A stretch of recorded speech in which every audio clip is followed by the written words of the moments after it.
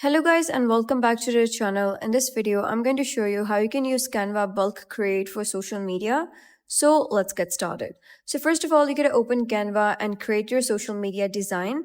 And you're going to add text placeholders or elements you want to change automatically like names, codes, titles, prices, or captions.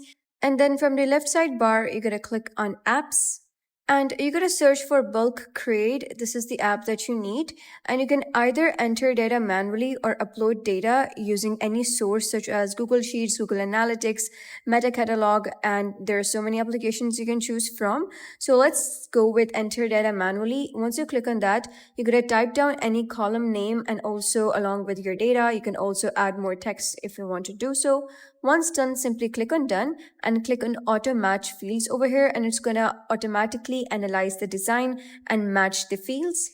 Now you can see the data field has been recognized, and next you're going to click on continue button over here and click on create one design.